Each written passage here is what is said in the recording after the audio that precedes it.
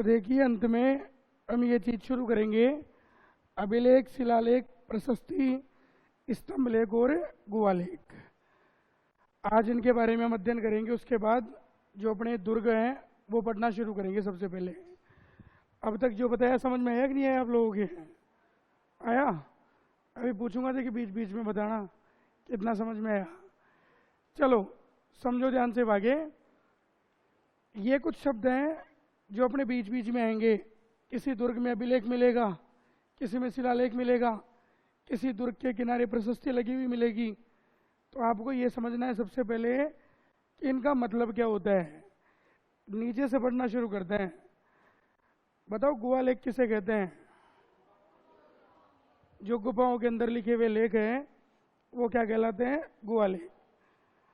अब आप मुझे ये बताओ कि प्राचीन काल में गुहालेख क्यों लिखवाए जाते थे?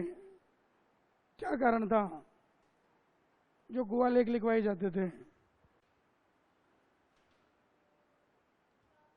भाई कुछ अच्छी बातें लिखवानी है, राजवंश की प्रशंसा लिखवानी है, लोगों को मोटिवेट करने की बातें लिखवानी है, तो बाहर लिखवाओ।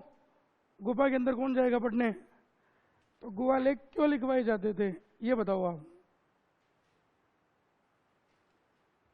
चलो कोई बात नहीं, मैं बताऊंगा अभी। स्तंभ लेख किसे कहते हैं? खंबे पर लिखा हुआ लेख, स्तंभ पर लिखा हुआ लेख, यही तो कहना चाह रहे हो?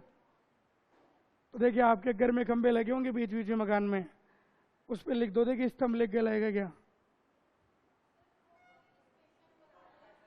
स्पेशल कैसे हैं?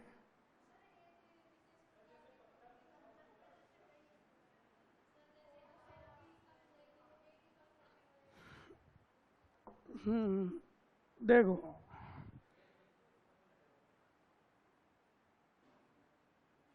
एक तो हिंदू धर्म और एक मुस्लिम धर्म। इन दोनों धर्मों में कुछ शब्दावलियां चलती है जो इनसे जुड़ी हुई है, वो आपको देखनी है। जैसे हिंदू धर्म के जो लोग होते हैं वो जहाँ पूजा पाठ करते हैं तो उनके पूजा पाठ करने वाला स्थान क्या कहलाता है? मंदिर। अरे क्या कहलाएगा? मंदिर कहलाएगा। हिंदू धर्म के लोग जहाँ पूजा पाठ करेंगे उनका स्थान क्या कहलाएगा? मंदिर। और वही मुस्लिम धर्म के लोग जहाँ पूजा पाठ करेंगे तो उनका स्थान क्या कहलाएगा? मस्जिद। अरे वो क्या कहलाएगा? यानी कि इधर जो मंदिर है उधर क्या हो गया? वो मस्जिद हो गया। हिंदू धर्म के लोग जहाँ पूजा पाठ करेंगे वो मंदिर कहलाएगा, और मुस्लिम धर्म के लोग जहाँ पूजा पाठ करेंगे वो क्या कहलाएगा? मस्जिद। समझ में आ रही है बात? दूसरी बात, हिंदू धर्म में जो संत महात्मा होते हैं उन्हें तो हम क्या, जो साधु महात्मा होते हैं, जो साधु होते हैं उन्हें हम क्या कहते हैं? संत। अरे क्या कहते हैं? हिंदू धर्म में संत कहते हैं। हिंदू धर्म में जो साधु महात्मा होते हैं उन्हें क्या कहा जाता है? संत। और मुस्लिम धर्म में जो साधु महात्मा होते हैं उन्हें हम क्या कहते हैं? सूफी संत। अरे क्या कहते हैं उन्हें? सूफी संत। अभी आ जाएंगे सब, सुनते जाओ पहले, है ना। तो हिंदू धर्म में जो साधु महात्मा होते हैं वो संत, और मुस्लिम धर्म में जो साधु महात्मा होते हैं उन्हें क्या कहते हैं? सूफी संत। अब समझो कि हिंदू धर्म में जो संत होते हैं, ठीक है, हिंदू धर्म में जो संत होते हैं उनका जो मंदिर होता है जहाँ पर वो लोगों को शिक्षा दीक्षा देते हैं, उनकी जो स्थली होती है उसे हम हिंदू धर्म में तो क्या कहते हैं? पीठ। अरे हिंदू धर्म में संतों की क्या होती है? पीठ। समझ में आ रही है बात है? दोबारा समझो। हिंदू धर्म में जो साधु महात्मा होते हैं उसे हम क्या कहते हैं? संत। और मुस्लिम धर्म में जो साधु महात्मा होते हैं उसे क्या कहते हैं? सूफी संत। हिंदू धर्म के संतों के जो मंदिर होते हैं उन्हें हम क्या कहते हैं? पीठ। जैसे दादू दयाल जी की पीठ कहाँ है, ठीक है, वल्लभ संप्रदाय की पीठ कहाँ है। तो हिंदू संतों के जो मंदिर होंगे उन्हें क्या कहेंगे? पीठ। उसी प्रकार सूफी संतों के जो मंदिर होंगे उन्हें हम कहते हैं दरगाह। अरे उन्हें क्या कहते हैं? जैसे संत ख्वाजा मोइनुद्दीन चिश्ती तो मुस्लिम संत है, सूफी संत है, उनका जो मंदिर होगा उसे हम क्या कहेंगे? दरगाह। तो इधर जो पीठ होती है उधर वो क्या कहलाती है? दरगाह कहलाती है। ठीक है, समझते जाना है तुलनात्मक तरीके से। इसके बाद बात करें तो हिंदू संतों के जो कार्य प्रणाली होती है, जो नियम होता है, जो वो चलाते हैं, उसे कहते हैं संप्रदाय। हिंदू संतों का क्या होता है? संप्रदाय। जैसे दादू दयाल जी ने दादू संप्रदाय चलाया, वल्लभाचार्य जी ने वल्लभ संप्रदाय चलाया। ठीक है, तो हिंदू संतों के द्वारा चलाए गए नियम, कानून, कायदे, पंथ क्या कहलाते हैं? संप्रदाय। उसी प्रकार सूफी संतों के द्वारा चलाया गया जो संप्रदाय है उसे हम क्या कहते हैं? सिलसिला। अरे क्या कहते हैं उसे? सिलसिला कहते हैं। जैसे आप पढ़ते हो कि संत ख्वाजा मोइनुद्दीन चिश्ती ने चिश्ती संप्रदाय की स्थापना की, तो गलत पढ़ते हम। चिश्ती संप्रदाय नहीं है, चिश्ती क्या है? सिलसिला है। तो चिश्ती सिलसिला, कादरी सिलसिला, सुवारावर्दी सिलसिला, नक्शबंदी सिलसिला, तो सूफी संतों के जो संप्रदाय होंगे वो क्या कहलाएंगे? सिलसिला। ठीक है, आगे की बात करें तो हिंदू धर्म में, ढंग से समझना, 2-3 बातें हो रहे हैं। हिंदू धर्म में किसी भी व्यक्ति का कोई भी स्टेचू आपने बना दिया, किसी भी व्यक्ति का कोई भी स्टेचू आपने बना दिया, तो उसे हम सामान्य भाषा में क्या कहते हैं? स्मारक। अरे क्या कहते हैं उसे? जैसे महाराणा प्रताप का स्मारक बना हुआ है, गांधी जी का स्मारक बना हुआ है। तो हिंदू धर्म में किसी भी व्यक्ति विशेष का आप जो बनाते हो वो क्या कहलाता है? स्मारक। और उधर सेम स्मारक जो मुस्लिम धर्म के व्यक्ति से संबंधित होता है, उस स्मारक को हम कहते हैं मीनार। अरे क्या कहते हैं? मीनार। जैसे राजस्थान का एक दुर्ग है आमेर दुर्ग, और आमेर दुर्ग में अकबर का स्मारक बना हुआ है, लेकिन उसे अकबर का स्मारक नहीं कहते, उसे कहते हैं अकबर की मीनार। तो अकबर की मीनार कहाँ पर है? आमेर में है। जैसे मेहरानगढ़ दुर्ग है जोधपुर का, और जो मेहरानगढ़ दुर्ग है जोधपुर का, उसके अंदर शेरशाह सूरी का स्मारक बना हुआ है, लेकिन उसे कहते हैं शेरशाह सूरी की मीनार। तो हिंदू धर्म में किसी व्यक्ति का स्मारक बना हुआ है तो स्मारक कहलाएगा, और मुस्लिम व्यक्ति का अगर स्मारक बना हुआ है तो उसे हम क्या कहते हैं? मीनार कहते हैं। ये ध्यान रखना। लेकिन लेकिन लेकिन हिंदू धर्म का ऐसा स्मारक जो धर्म से जुड़ा हुआ है, आध्यात्मिकता से जुड़ा हुआ है, पूजा पाठ जहाँ पर किया जाता है, तो ऐसे स्मारक को हिंदू धर्म में कहा जाता है चबूतरा।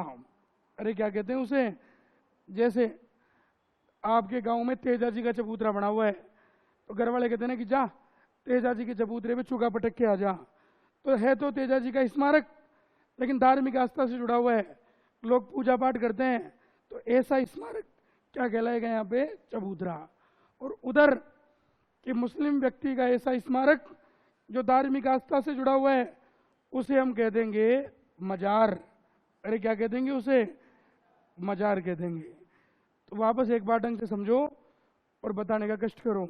बताओ, हिंदू धर्म के लोग जहाँ पूजा पाठ करते हैं वो क्या कहलाता है? और मुस्लिम धर्म में क्या होता है?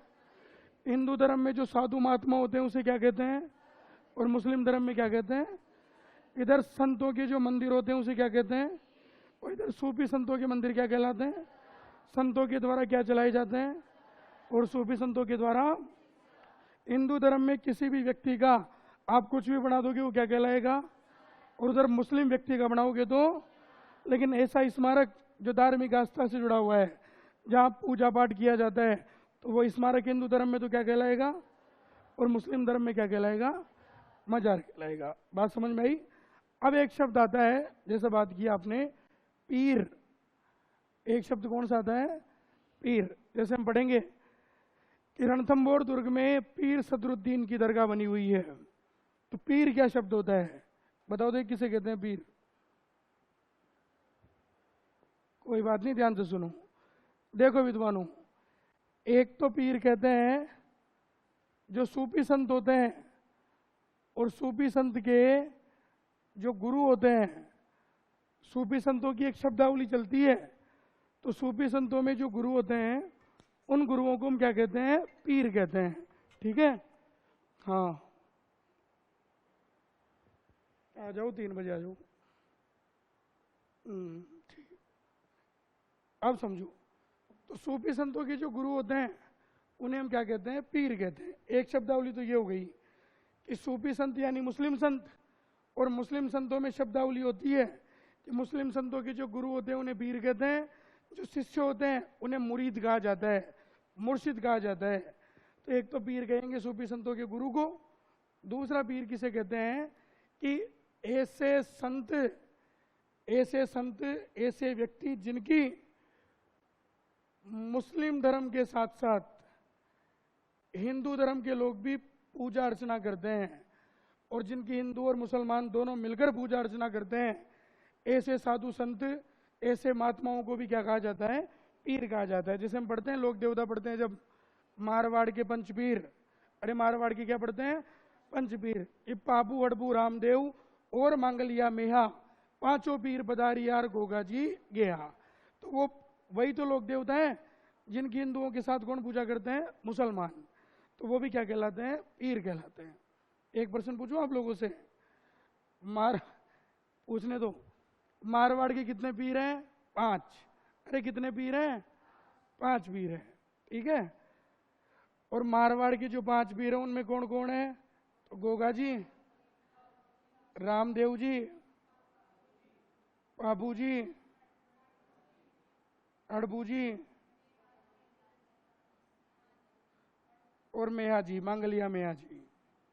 ठीक है, यही तो है।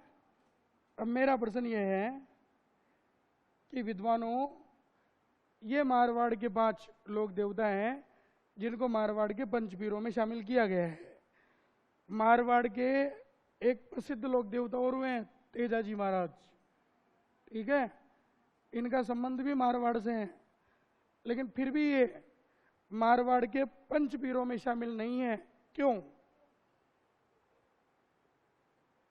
भाई तेजाजी का नाम बड़ी लोकप्रियता के साथ पढ़ा जाता है पूरे राजस्थान में, और इनके बराबर योग्यता रखते हैं तेजाजी भी मारवाड़ में। लेकिन फिर ऐसा क्या है कि मारवाड़ के पंचपीरों में तेजाजी को शामिल नहीं किया गया?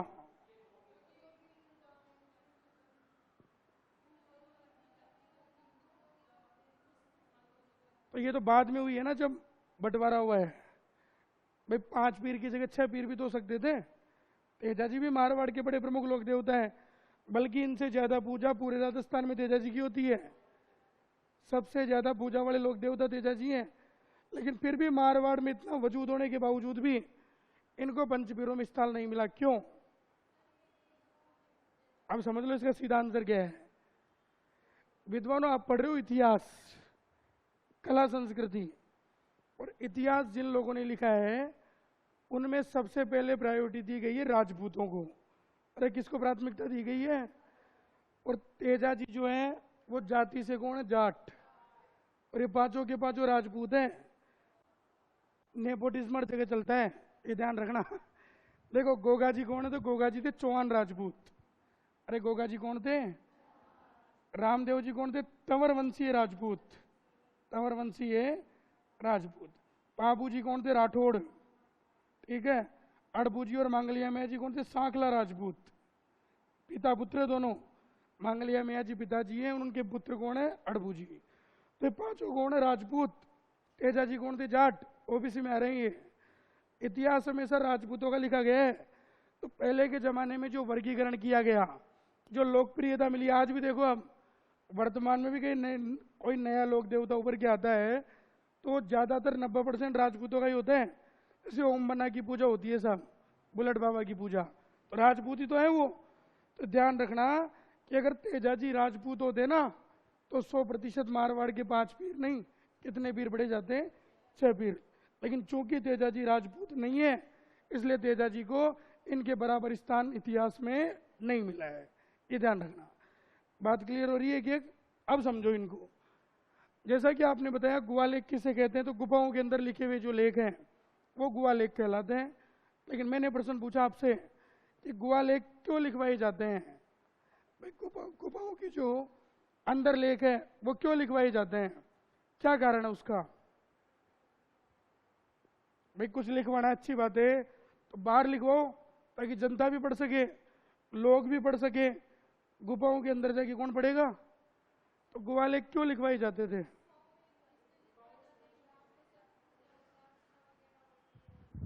पूजा उपासना।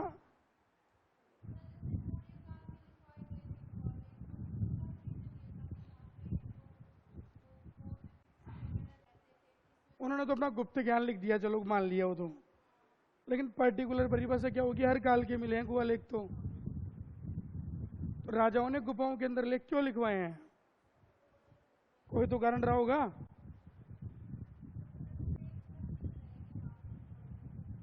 दो कारण है। पहला कारण कि ज्यादातर गुहा लेखों में जो चीजें लिखवाई जाती थी वो गुप्त चीजें लिखवाई जाती थी, और बातें गुप्त रहे इसलिए उनको ऐसे स्थान पर लिखवाया जाता था ताकि सामान्य लोग उनसे अनभिज्ञ रहे, सामान्य लोग वहां तक नहीं पहुंच पाए। ये तो बेसिक एक बात हो गई गुहा लेखों के बारे में। लेकिन मुख्यतया जो गुहा लेख लिखवाए जाते थे वो अगर मध्यकाल में पढ़ोगे आप, प्राचीन काल को छोड़ के, तो 99% गुहा लेख जो है वो युद्ध के दौरान लिखवाए जाते थे। जब भी राजा को कोई बड़ा युद्ध लड़ना होता था तो युद्ध की रणनीति बनाने के लिए राजा अपने मंत्रियों के साथ गुफाओं के अंदर जाता था और वहीं पर डायग्राम बना के उनको समझाता था किस तरीके से युद्ध लड़ना है, कौन कौन सेनापति रहेगा, कैसे क्या करेगा। तो देसी भाषा में अगर हम कहें तो सूचनाओं को गुप्त रखने के लिए कौन से लेखों का इस्तेमाल किया जाता था? गुहा लेखों का। क्योंकि सामान्य व्यक्ति गुफाओं के अंदर जाने में वैसे डरता है, तो वो सूचना गुप्त रहेगी ऐसा मानकर राजा कौन से लेख लिखवाया करते थे? गुहा लेख। फिर बात करते हैं स्तंभ लेखों को लेकर कि स्तंभ लेख क्यों लिखवाए जाते थे, बताओ। स्तंभ लेख किसे कहते हैं पहले तो ये बताओ।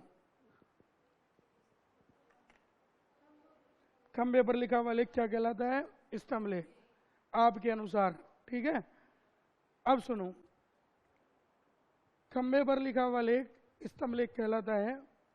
परिभाषा सही है लेकिन पूर्ण रूप से सही नहीं है। ऐसा खंबा जिस पर लेख लिखवाया जाता है या लेख लिखवाए जाते थे वो खंबा अलग प्रकार का होता था। उस खंबे की कितनी विशेषता होती थी? 4 विशेषता। और वो चारों विशेषता जिस खंबे में पाई जाएगी उसे ही हम वर्तमान में क्या कहेंगे? स्तंभ लेख कहेंगे। कौन सा खंबा? वो देखो, भारत के स्तंभ लेखों की बात कर रहा हूं मैं, भारत के बाहर की बात नहीं कर रहा, क्योंकि राजस्थान जी के पढ़ेंगे तो केवल भारत की बात करेंगे। देखो, आपको पता है कि सबसे पहले ये सारी चीजें किसके द्वारा लिखवाई गई थी? अशोक। मौर्य वंश के राजा हुए थे अशोक, और उन्होंने पहली बार भारत में क्या लगवाए थे? अभिलेख लगवाए। अभिलेखों में स्तंभ लेख भी आ गए, शिलालेख भी आ गए, गुहा लेख भी आ गए, सब आ गए। तो भारत में पहली बार अभिलेख लगवाने की प्रक्रिया किसने शुरू की थी? अशोक ने। पढ़ाया नहीं तो आपने? अशोक ने किससे सीखी थी प्रक्रिया? ईरान के शासक दारा या दरियाबाऊ से। ठीक है, चलो कोई बात नहीं। तो अशोक ने पहली बार ये चीजें लगवाई। अब स्तंभ लेख जो मिले हैं भारत में और राजस्थान में वो 4 प्रकार के मिले हैं। स्तंभ 4 भागों में बटा हुआ मिला है। ध्यान रहे कि भारत में जो भी स्तंभ लेख मिला है उसमें ऊपर ही ऊपर जो है, उसमें जो ऊपर ही ऊपर है वो पशु की आकृति बनी हुई मिली है। भारत में जो भी स्तंभ लेख मिला है उसमें ऊपर ही ऊपर किसकी आकृति बनी हुई मिली है? पशु की। अभी किसी भी पशु की हो सकती है, गधे को छोड़कर, ये ध्यान रखना, गधे को छोड़कर ये किसी भी पशु की आकृति हो सकती है। तो ऊपर ही ऊपर किसकी आकृति बनी हुई मिलेगी आपको? पशु की आकृति बनी हुई मिलेगी। तो ऊपर ही ऊपर हो गई पशु की आकृति। उसके बाद आपको नीचे लगी हुई मिली है चौकी। इसके नीचे क्या लगी हुई मिलेगी? चौकी लगी हुई मिलेगी। ये चौकी हो गई। चौकी के नीचे अवांग पुंजी या अष्टपुंजी कमल की आकृति मिलेगी। अवांग पुंजी या अष्टपुंजी कमल की आकृति। ढंग से समझना, अवांग पुंजी या अष्टपुंजी कमल की आकृति। और अवांग पुंजी का मतलब तो है खिला हुआ कमल, और अष्टपुंजी कमल का मतलब है 8 पत्तियां। देसी भाषा में कहूं तो कमल की खिली हुई 8 पत्तियों के चित्र मिले हैं, लेकिन वो पत्तियां कैसे बनाई गई है? उल्टी। कमल की खिली हुई पत्तियां कितनी है? 8, लेकिन वो पत्तियां कैसे दर्शाई गई है? उल्टी। तो चारों तरफ 8 पत्तियों के चित्र बने हुए हैं, तो उसे हम कहते हैं अवांग पुंजी या अष्टपुंजी कमल की आकृति। और लास्ट में लगा रहता है खंबा। अरे लास्ट में क्या लगा रहता है? खंबा। और इस खंबे को हम कहते हैं तना। और इस तने पर जो भी लिखा जाता है वो लेख होता है। और ये चारों विशेषताएं जिस खंबे में पाई जाएगी वही पूर्ण रूप से क्या कहलाएगा? स्तंभ लेख कहलाएगा। ध्यान रखना। तो स्तंभ लेख कितने भागों में बटा होता है? 4। ऊपर ही ऊपर किसकी आकृति होगी? उसके नीचे अवांग पुंजी या अष्टपुंजी कमल की आकृति। और लास्ट में जो खंबा लगा रहेगा उस खंबे को हम क्या कहेंगे? तना।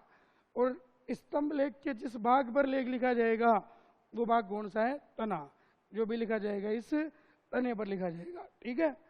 अब इतिहास की बात करें तो आपने पढ़ा है कि अशोक का एक स्तंभ लेख है सारनाथ का। पढ़ा है ना आपने कि अशोक के सारनाथ के स्तंभ लेख को भारत सरकार द्वारा 26 जनवरी 1950 को राष्ट्रीय स्मारक के रूप में शामिल किया गया है। और सारनाथ के स्तंभ लेख में क्या है? तो वही 4 भागों में बटा हुआ है। वो भी उसमें ऊपर ही ऊपर 4 सिंह बने हुए हैं जो एक दूसरे की तरफ पीठ सटाकर बैठे हुए हैं।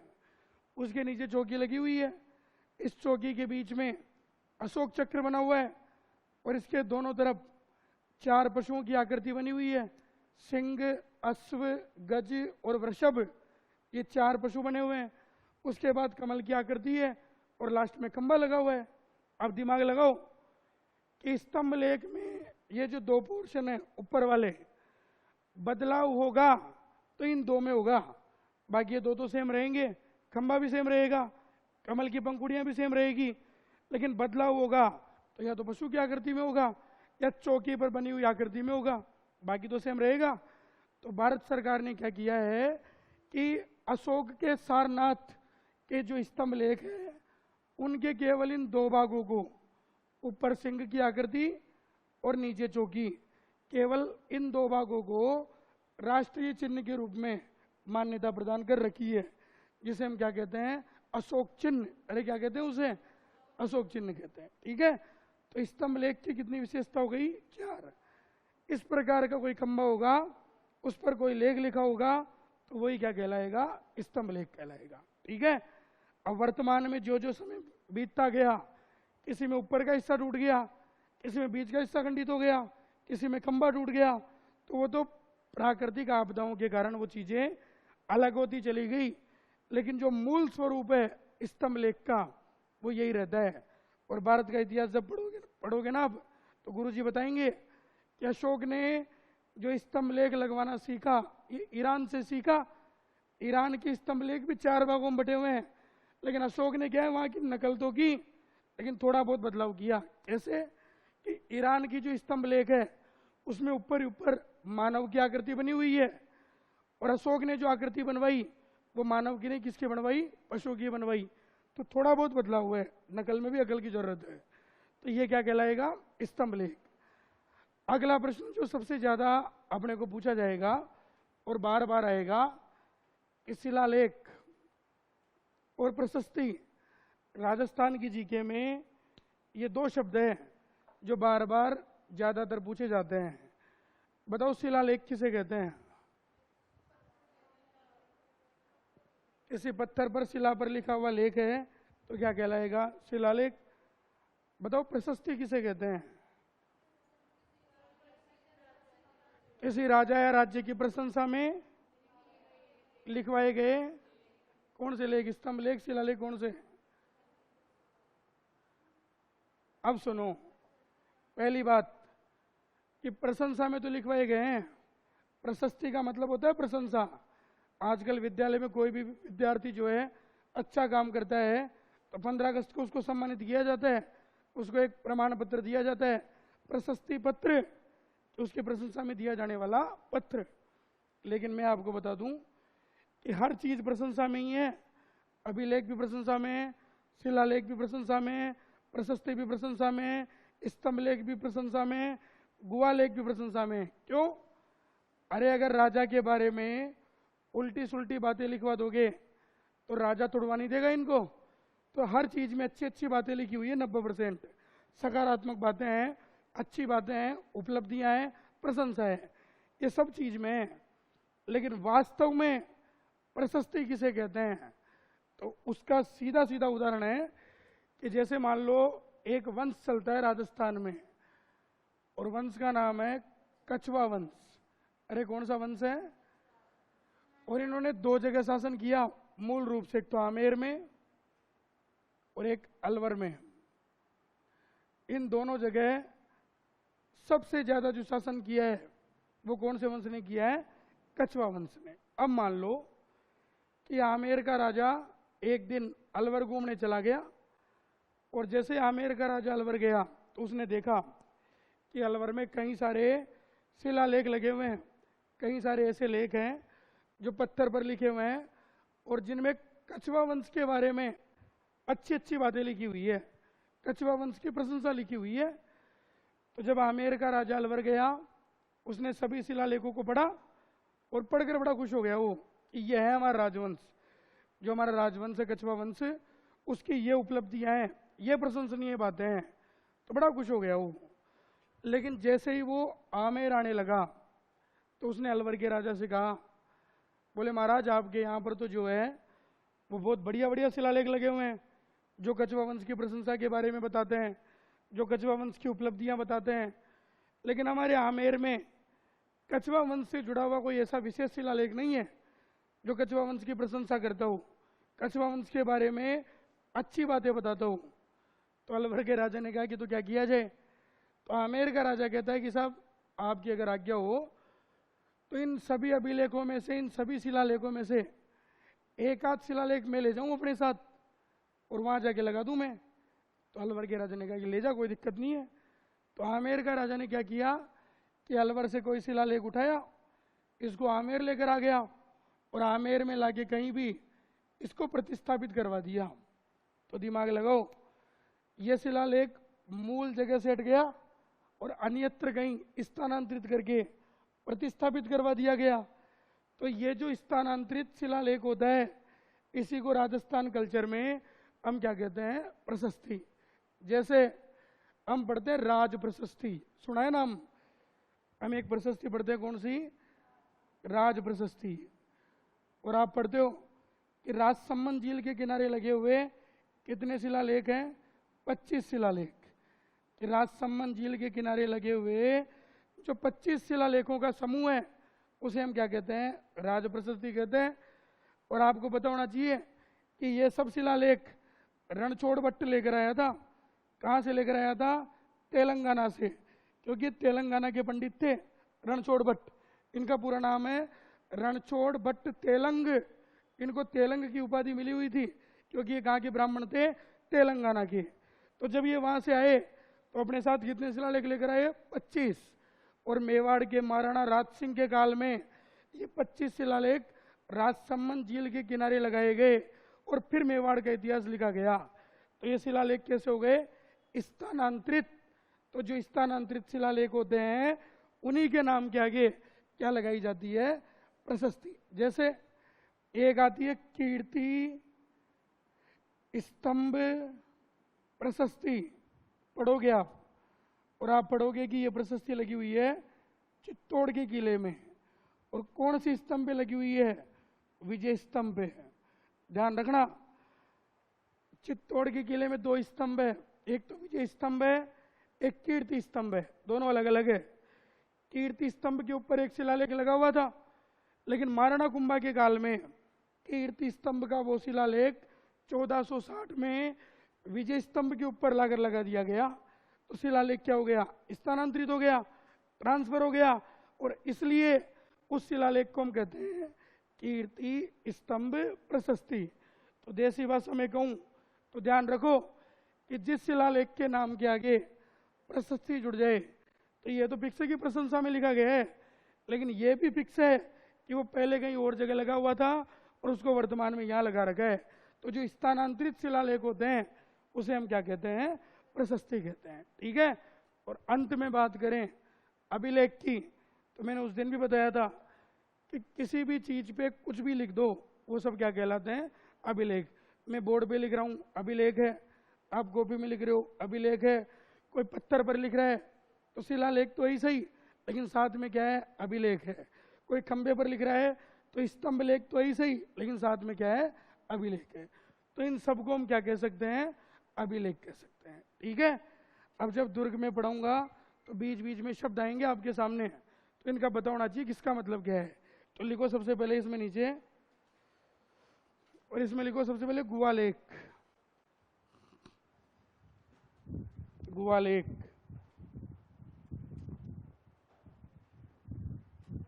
नीचे से लिखना है सबसे पहले गुवालेख। और गुवालेख में लिखो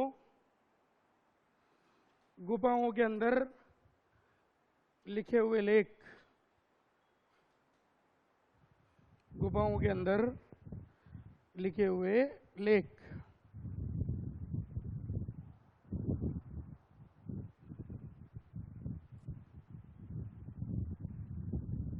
ठीक है, हो गया भाई कंप्लीट।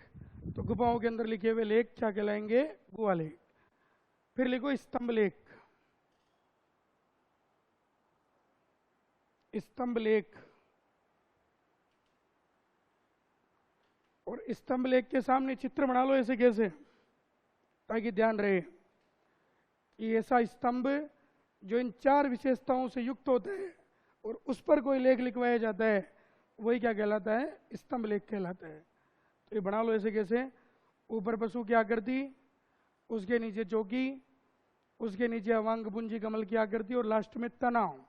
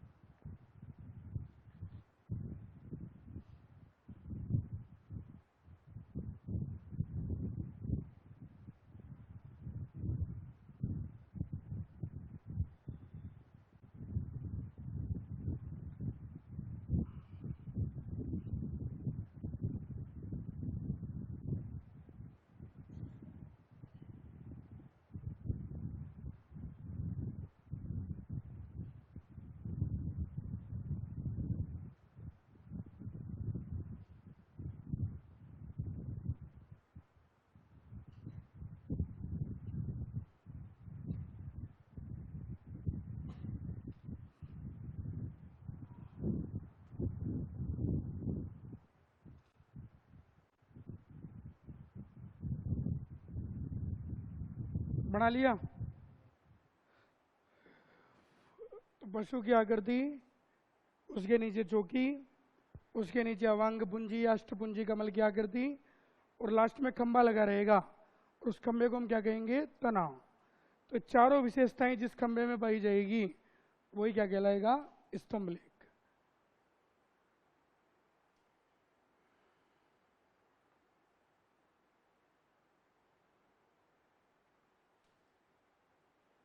इसके बाद में लिखो पहले शिलालेख।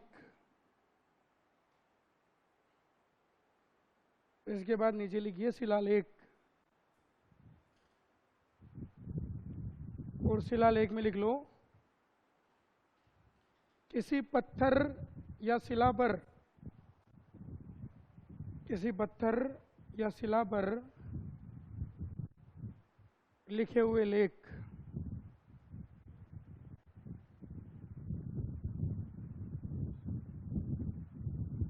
किसी पत्थर या शिला पर लिखे हुए लेख क्या कहलाएंगे? शिलालेख। फिर मोस्ट लगा के लिखो प्रशस्ति। प्रशस्ति।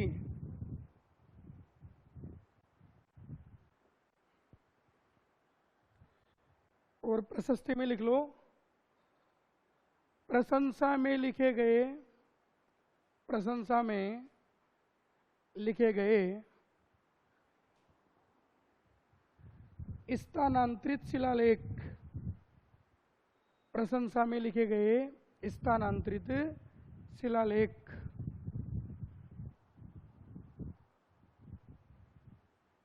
ठीक है, तो प्रशंसा में तो लिखे गए हैं, लेकिन कैसे हैं? ट्रांसफर, स्थानांतरित है। ठीक है।